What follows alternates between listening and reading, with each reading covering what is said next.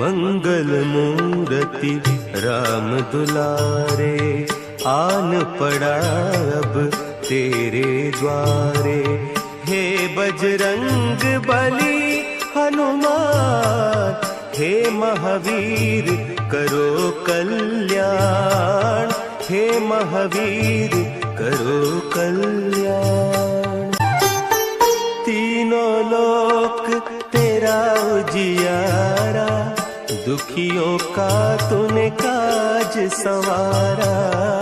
तीनों लोक तेरा उजियारा, दुखियों का तूने काज संवारा। हे जगवंदन केसरी नंदन, हे जगवंदन केसरी नंदन। कष्ट हरो हे कृपा निधान, कष्ट हरो हे कृपा निधान। मंगल मूर्ति राम दुलारे, आन पड़ा अब तेरे द्वारे। हे बजरंग बली हनुमान, हे महावीर करो कल्याण, हे महावीर करो कल्याण। जय बजरंगबली, जय श्री राम। प्रिय भक्तों, हनुमान गाथा चैनल में आपका स्वागत है।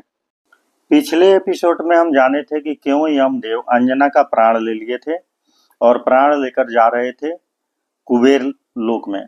जब मारुति को यमदेव प्राण देने से मना कर देते हैं तो मारुति कुबेर लोक में जाते हैं और कुबेर लोक में जाकर कुबेर देव से पूछते हैं। जब किसी बालक पर कोई संकट आता है तो वो सबसे पहले किसको पुकारता है? तो कुबेर देव बोलते हैं माता को। तो फिर मुझे मेरे माँ से क्यों अलग कर रहे हैं? फिर मेरे माँ को आप अपने लोक में क्यों बुला रहे हैं? मुझे मेरे माँ का प्राण चाहिए और आप मेरे माँ का प्राण वापस कर दीजिए। कुबेर देव बोलते हैं आपकी बात सत्य है, किंतु मैं सृष्टि के नियमों से बंधा हूँ। सृष्टि के रचयिता ब्रह्मा जी हैं। आपकी कोई सहायता अगर कर सकते हैं तो ब्रह्मा जी कर सकते हैं, क्योंकि हम सृष्टि के कार्यों में कोई व्यवधान नहीं कर सकते। ये बोलने के बाद कुबेर देव बोलते हैं किंतु आपके पास तभी तक का समय है जब तक यमदेव अंजना का प्राण कुबेर लोक तक नहीं लाते और पुंजिक स्थला के शरीर में उसे स्थापित नहीं कर दिया जाता। उससे पहले ही आपको जो भी करना है वो करिएगा। फिर वहां से मारुति ब्रह्मलोक की तरफ निकलते हैं और ब्रह्मा जी के पास जाते हैं। ब्रह्मा जी के पास पहुंचने के बाद मारुति अपने माँ का प्राण वापस मांगते हैं और मारुति बोलते हैं कि मुझे मेरे माँ का प्राण हर हाल में चाहिए। किंतु ब्रह्मा जी बोलते हैं, हे प्रभु, क्या आप सृष्टि के नियमों को तोड़ने के लिए बोल रहे हैं? मारुति बोलते हैं, एक बालक क्या जाने सृष्टि के नियम, मुझे तो मेरी माँ चाहिए। ब्रह्मा जी बोलते हैं, क्षमा करें, मैं सृष्टि के नियमों को बाधित नहीं कर सकता। अगर ऐसा मैं करता हूँ तो सभी को विधि के विधान से विश्वास उठ जाएगा। सभी देव भी इन घटनाओं को देख रहे होते हैं और सभी देवों को समझ में नहीं आता कि ये सब क्या हो रहा है और मारुति अब क्या करेंगे। इधर मारुति महल में कहीं भी दिखाई नहीं देते तो बाली, सुग्रीव जी, जामंत जी, केसरी जी और सभी सैनिक मारुति को खोजने निकल जाते हैं और मारुति को पूरे राज्य में खोजा जाता है किंतु मारुति दिखाई नहीं देते। फिर कुछ सैनिक जंगल के तरफ और बागों में निकल जाते हैं और वहां जोर जोर से मारुति को पुकारते हैं और मारुति को खोजने की कोशिश करते हैं, किंतु मारुति कहीं भी दिखाई नहीं देते। अब अंजन प्रदेश में सबसे बड़ी समस्या ये थी कि अंजना का अंतिम संस्कार तब तक नहीं कर सकते जब तक मारुति नहीं आ जाते। इसलिए सब लोग मारुति को खोज रहे होते हैं क्यों और मारुति नहीं मिलते।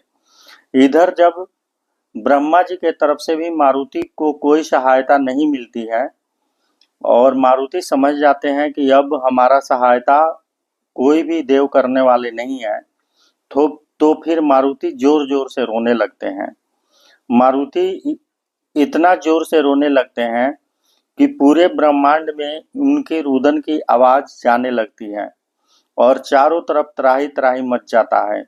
जोर जोर से रोने के कारण पेड़ पौधे पशु सब उनके साथ रोने लगते हैं। तप करते ऋषियों को ऐसे लगता है जैसे कोई प्रलय होने वाला हो या कोई बहुत बड़ी घटनाएं घट रही हो। सबके तप टूट जाते हैं।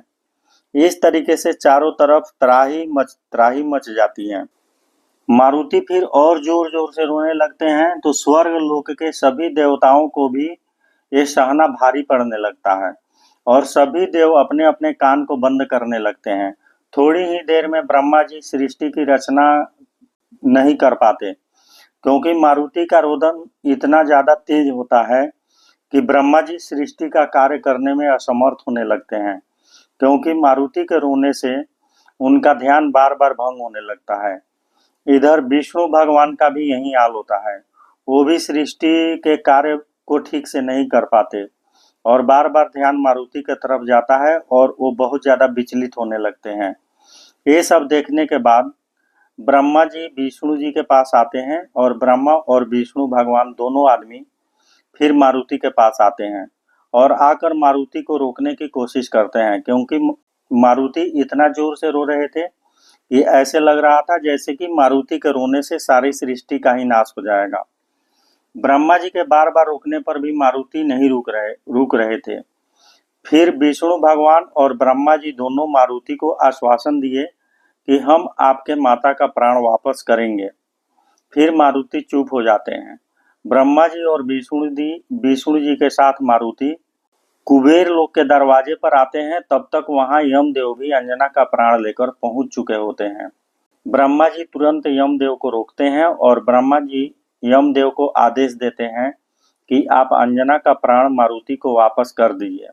इधर बहुत ज्यादा देर होने के कारण कुछ लोग ये कहने लगे कि अंजना का अंतिम संस्कार मारुति के बिना ही हो जाना चाहिए क्योंकि बहुत ज्यादा देर हो रहा है।